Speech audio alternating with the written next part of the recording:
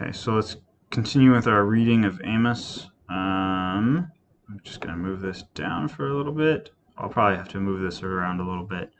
So this is the second part of this prophecy, this oracle.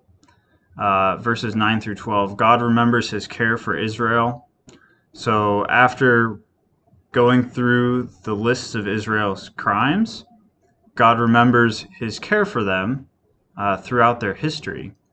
And he doesn't tell this in chronological order because he starts with the Amorites, which, if you remember your Israelite history, it starts with them being led out of the land of Egypt. But we start here with the Amorites because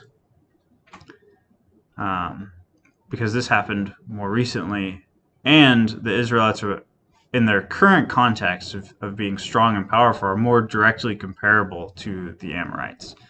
And notice what God does for the Israelites. He destroyed the Amorites, and this word destroyed appears twice. So it's a complete destruction. Now the Amorites lived in Canaan before the Israelites lived there, so God had cleared them out so that the Israelites could have the land. And notice it emphasizes how strong the Amorites are. Their height was like the height of the cedars, and they were as strong as the oaks. This is because Israel had grown strong, similar to the Amorites.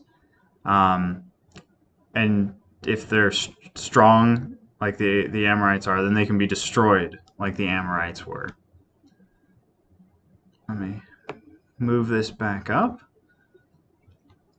So that's what could potentially happen to the Israelites because of the sins that we had just talked about in the previous section of this passage. And then, in addition to saving the Israelites from all their enemies, God also raised up prophets and Nazarites. Now, the prophets, we've talked a lot about the prophets. The Nazarites were a people who are a group of men who were consecrated to God, and as part of that, they abstained from wine. So the prophets and the Nazarites both have this special identity of being set apart for God for the sake of the Israelites, to kind of show them the way. But notice what the Israelites did to the prophets and the Nazarites. But you made the Nazarites drink wine and commanded the prophets, saying, "You shall not prophesy." Well, what is a prophet if he can't prophesy? And what is a Nazarite if he's being made to break his vow not to drink wine? The Israelites are forcing the prophets and the Nazarites to violate their identity, violate the very thing that makes them them, that makes them set aside for God. Well, think back to what I said about the Israelites are at the end of this sequence of prophecies that Amos is giving, with the first 6 being about other nations. Well, the Israelites, since they were chosen by God, are a people set aside, set apart for God, consecrated to God, much like the prophets and the Nazarites are, to be an example to the world, to help prepare the world for the coming of Jesus. Well, if the Israelites are making the Nazarites and the prophets violate their own identity, then the Israelites themselves are violating their identity as the chosen people of God, they're violating their own consecration to God. And this is obviously a problem that needs to be corrected, hopefully through the efforts of Amos. And then finally, I think I can fit this down here, we get to verses 13 through 16, the announcement of the punishment.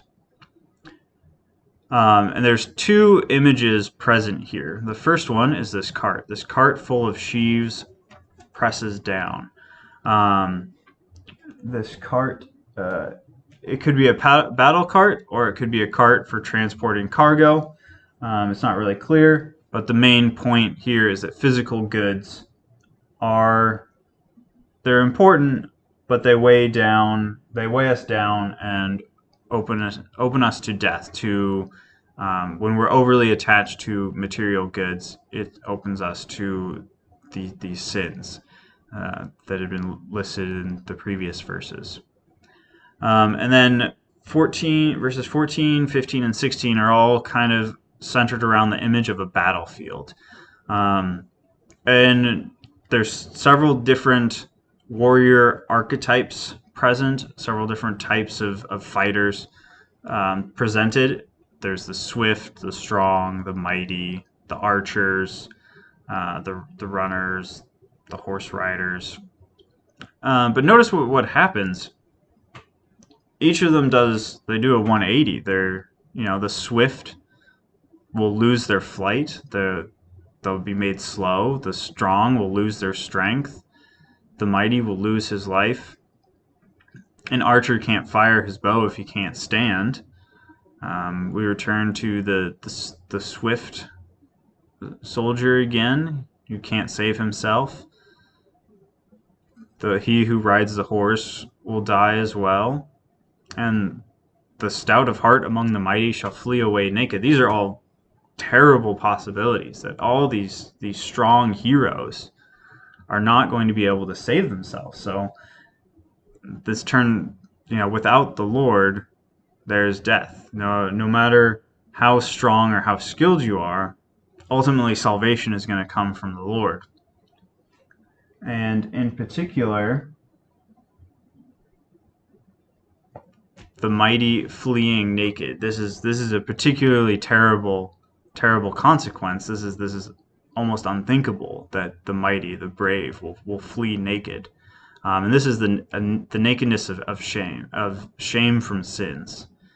So because of their sins, because of their sins, they're ashamed and they're going to flee away naked. So again, it all comes back to the Lord. It's the Lord's initiative. Salvation will ultimately be a gift from the Lord. Our skills and our strengths won't amount for anything in the final scales, in the final measuring. So and that's what Amos is getting at. He's trying to bring the Israelites into awareness of this, of their impending doom, and why it's impending. And I'll leave that where it is.